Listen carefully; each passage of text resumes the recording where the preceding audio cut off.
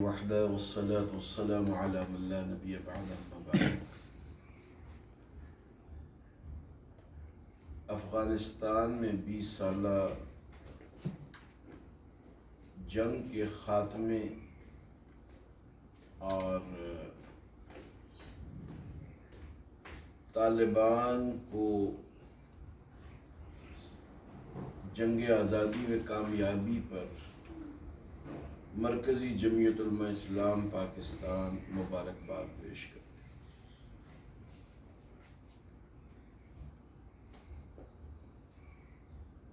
یہ خطہ اب دور سے آ کر کمانڈ نہیں کیا جا سکے گا، بلکہ اس کے لیے ریجنل پارٹس ہی رول پلے کریں گی، اور یہی میرے خاندان کا، جمعیت علماء اسلام کا شروع سے موقف۔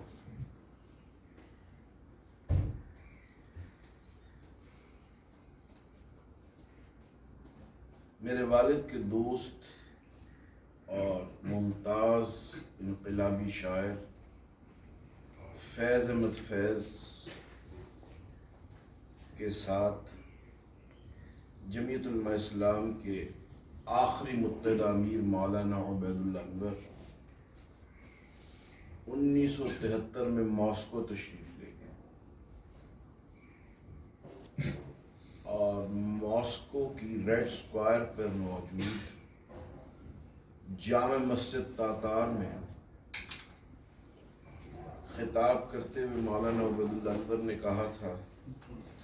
کہ میں دیکھ رہا ہوں کہ اگلی صدی کے پہلے 20 سال کے بعد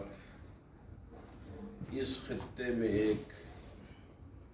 نیا سیاسی کلچر جنم لے گا، اور جس کی قیادت روس کے پاس ہوگی۔ ہم یہ سمجھتے ہیں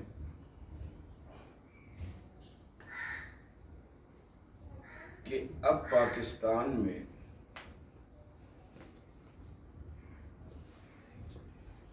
امریکی دوستی کے عنوان پر کی جانے والی سیاست یا ایسٹ انڈیا طرز کی حکومت کے دور لد چکا۔ ابھی جمعیت علماء اسلام کے زیر اہتمام بھوربن میں سی پیک سیمینار میں میں نے اور بھائی اعجاز الحق صاحب نے بڑی وضاحت سے یہ واضح کیا تھا کہ سی پیک کو لوگ ایسٹ انڈیا کمپنی کی طرز کا تجارتی معاہدہ نہ سمجھیں، بلکہ یہ آنے والے دور کے تقاضوں کے مطابق ایک اکنامکس شیئرنگ بیلٹ اور اکنامک شیئرنگ روڈ کا فارمولہ، اور مرکزی جمعیت علماء اسلام پاکستان سی پیک کو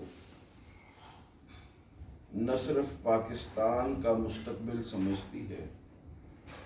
بلکہ افغانستان اور ایران کو بھی اس سی پیک کا ایک بہتر حصہ خیال کرتے ہیں۔ کابل پر اقتدار کوئی مشکل چیز نہیں، اصل چیز اس کی سسٹینیبلٹی ہے، اور یہ سسٹینیبلٹی حکومت پاکستان کے دلیرانہ اقدامات سے ممکن۔ مجھے یہ کہنے میں کوئی باک نہیں کہ پاکستان کے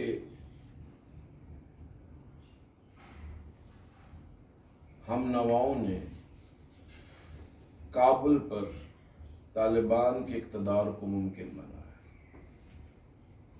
اور قومی سلامتی کمیٹی نے گزشتہ کل جس بھونڈے انداز سے اس معاملے کو ٹیک اپ کیا ہے وہ انتہائی مایوس کن ہے۔ لگتا تھا کہ وزیر اعظم پاکستان کی ٹانگیں کپ کپا رہی ہیں اور ان کو لگ رہا ہے کہ طالبان کابل میں نہیں بلکہ اسلام آباد میں آ رہے ہیں۔ آج سے دو دہائی قبل کے طالبان اور آج کے طالبان کی سوچ اور اپروچ میں زمین اور آسمان کا فرق ہے، اور میں حکومت چین، حکومت روس، حکومت ترکی اور خاص طور پہ سعودی حکومت سے بھی یہ مطالبہ کرنا چاہوں گا کہ وہ طالبان کی حکومتی شکل قائم ہوتے ہی اس کو 2-4 منٹ میں ہی تسلیم کریں، اس لیے کہ بین الاقوامی دنیا کا اس حکومت کو تسلیم کرنا اس خطے سے فسطائیت اور امپیریلزم کی موت۔ ہم یہ سمجھتے ہیں کہ امریکہ کو اب دنیا کی حکمرانی کا اختیار نہیں دیا جانا چاہیے، اور امریکہ کا بغل بچہ بھارت اس وقت ایک طرح سے اپنے زخم چاٹ رہا ہے۔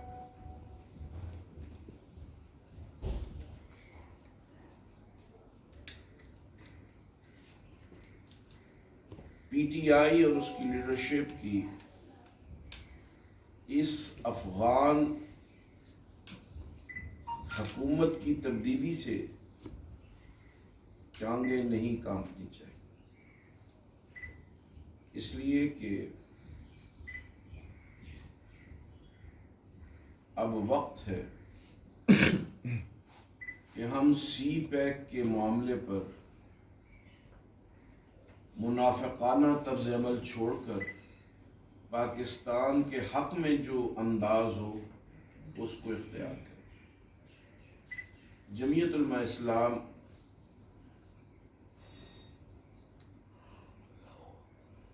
داسو واقعے پر اب تک کی جو پیش رفت ہے اس سے غیر مطمئن ہے، اور ہم یہ سمجھتے ہیں کہ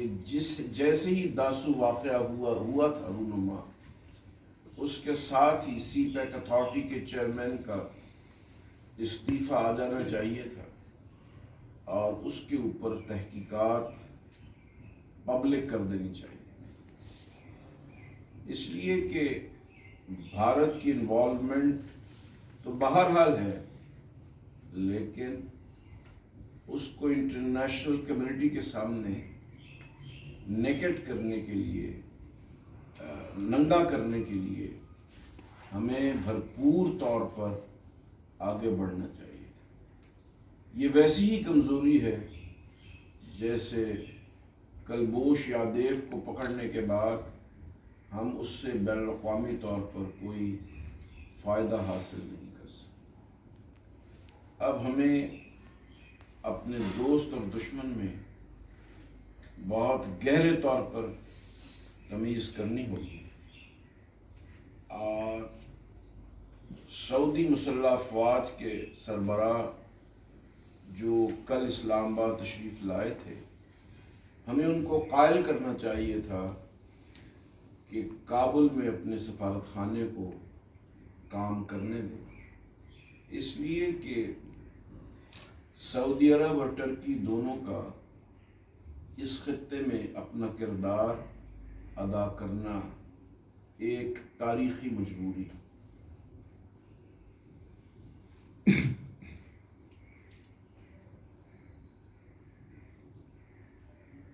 جمعیت علماء اسلام پاکستان نے کل سیکرٹری جنرل اقوام متحدہ انتونی گٹیرس کو ایک خط لکھا ہے، جس میں ہم نے ان سے مطالبہ کیا ہے کہ سلامتی کونسل کا اجلاس بلا کر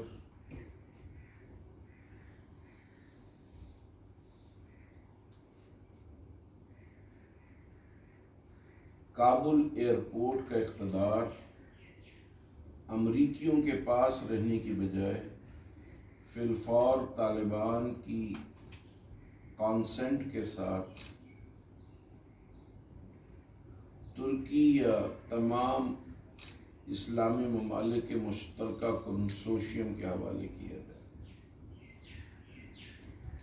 مضبوط افغانستان مضبوط پاکستان کی بنیاد ہے، اور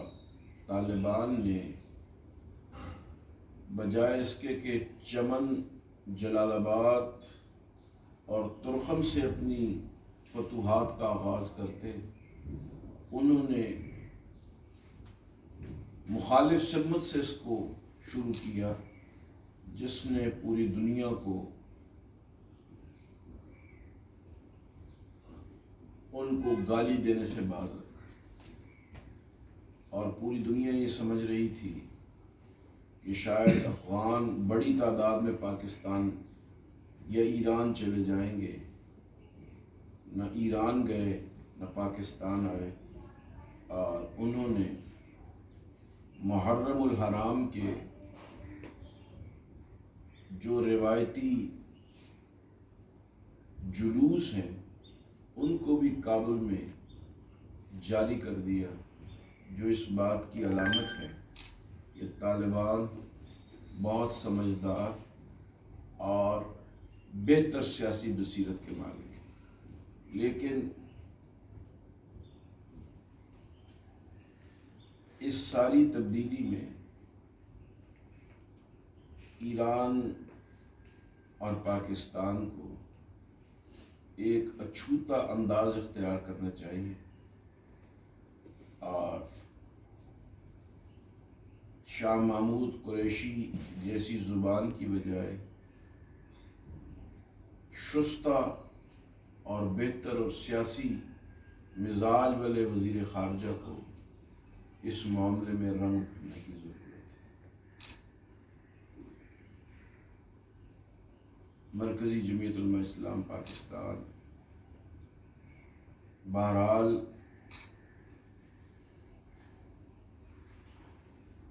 ملا ہیبت اللہ خونزادہ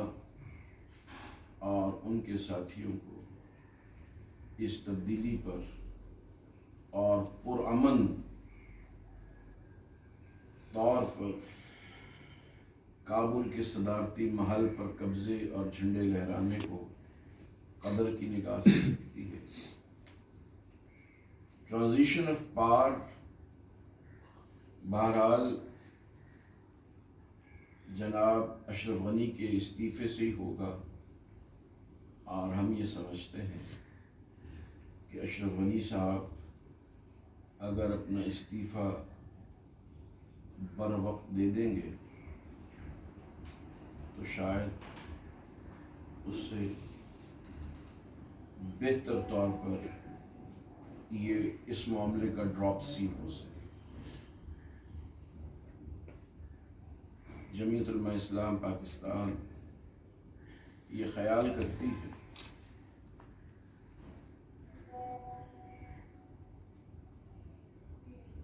کہ حکومت پاکستان جتنی جلدی معمول کے مطابق افغانستان کو اہمیت دے گی، اسی قدر فائدہ ہوگا۔ آج صبح پشاور میں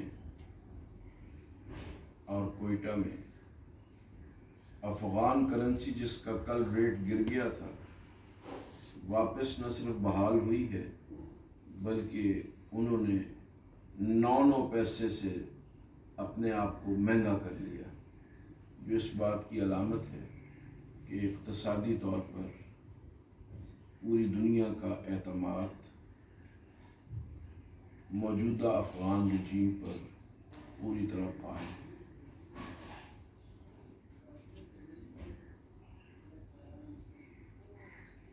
جمعیت علماء اسلام پاکستان نے all parties Afghan conference 5 September کو اسلام آباد میں طلب کی ہے، جس میں افغانستان کے متعلق عوامی رائے عامہ اور پاکستانی عوام کی طرف سے اظہار یکجہتی کا پیغام ہم تمام پارٹیز کی طرف سے دینے کی کوشش کریں۔ ہماری دعا ہے کہ افغانستان کی یہ نئی حکومت ہمارا ویسٹرن بارڈر محفوظ کر دے اور ہم تیزی سے تاجکستان تک ترقی کی منازل طے کر سکیں۔ بہت شکریہ۔